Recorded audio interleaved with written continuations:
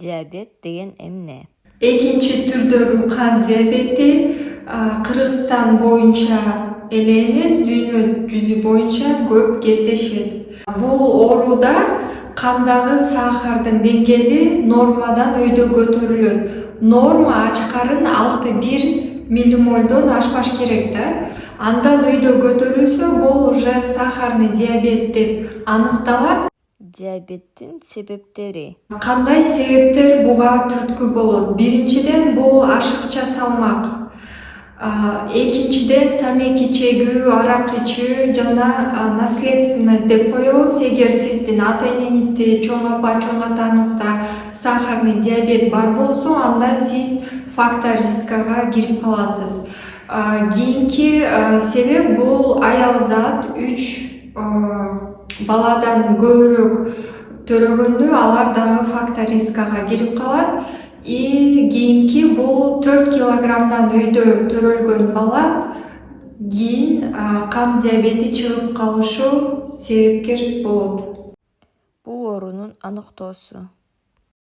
Экинчи түрдөгү диабетти кантип аныктайбыз? Биринчиден бул оозуңуз кургашы мүмкүн, сууну көп талап кылып баштайсыңар, түнкүсүн туалетке чуркап баштайсыңар, сухость кожи болушу мүмкүн, кожа кычышы мүмкүн. Аял заттарда бул интимный жактан зуд болот, кычышат. Основной симптомдору ушул. Диабеттин диагностикасы. Лабораторный диагностикага бул биринчиден эле сахар крови ачкарын кирет. Анан кийин 3 айлык сахар деп коебуз. Бул гликогемоглобин. Ошолорду тапшыргандан кийин, эгер алар нормадан өйдө чыкса, анда экинчи түрдөгү кан диабети аныкталат. Диабеттин кандай профилактикасы бар? Кандай профилактикалар болот? Алдын алуу.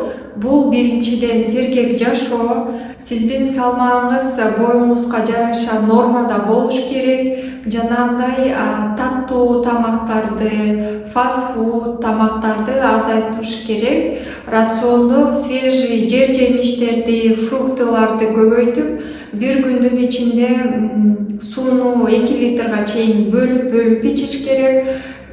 Албетте бул спорт, физическая активность деп коебуз. Хотя бы бир күндө 60 мүнөттөн мындай быстро, интенсивная ходьба болуш керек. Диабетти дарылоо. Лечениеде биринчиден кайра эле ошол туура тамактануу, физическая активность, үчүнчү бул дары-дармектер кошулат. Албетте дары-дармектер эндокринолог врачтын көзөмөлдөөсүндө гана өтөт.